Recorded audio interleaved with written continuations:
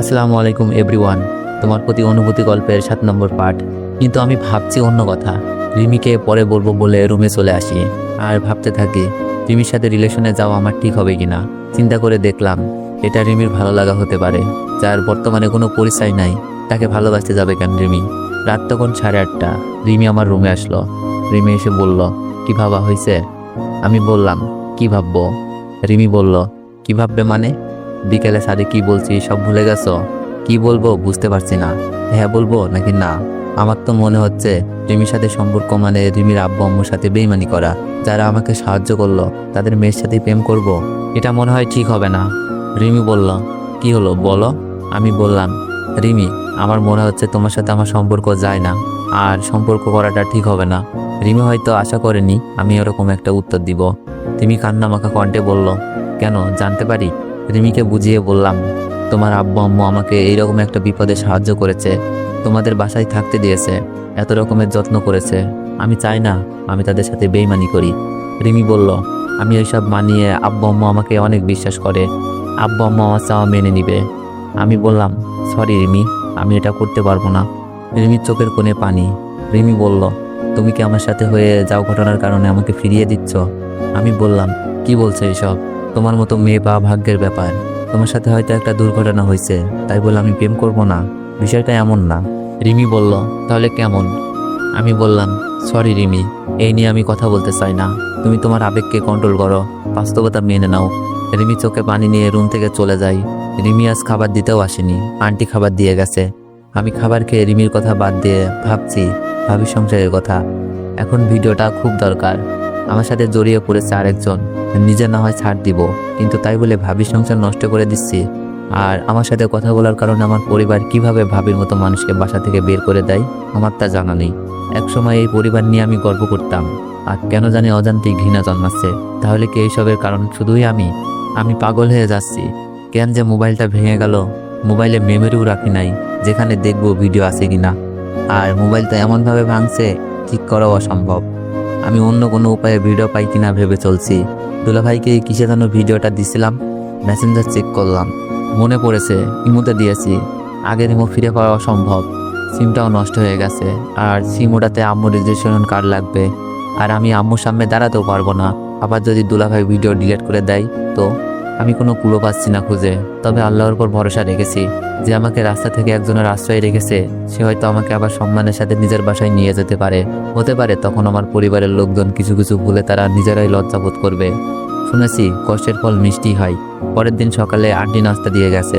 এই 2 দিন শুধু রিমি আমাকে খাবার দিতে আসেনি, কারণটা হয়তো তার রাগ অভিমান। পায়ে কিছুটা জোর পাচ্ছি।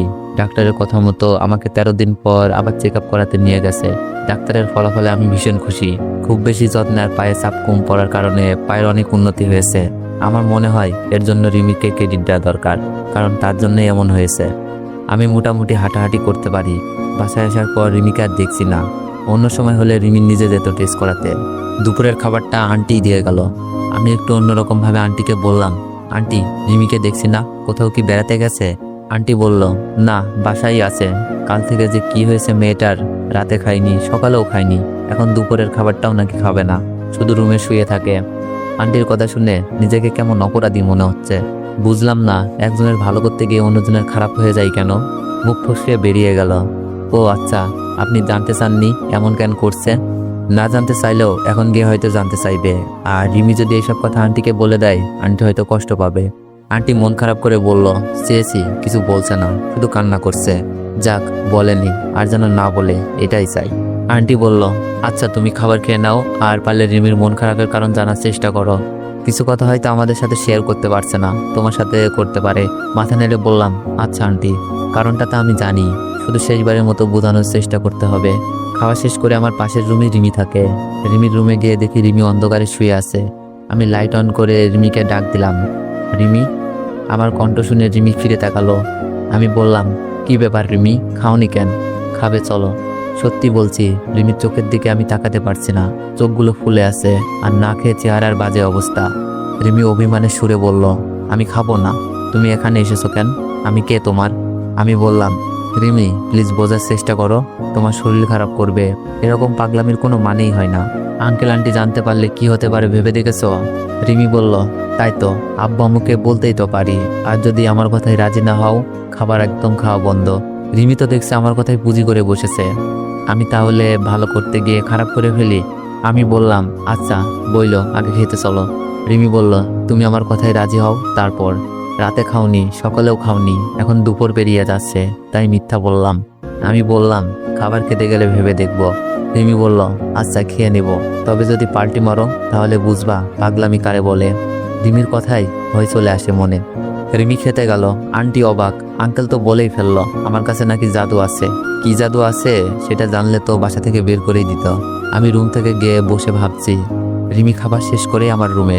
রিমি বলল, এবার তো বলো ভালোবাসি।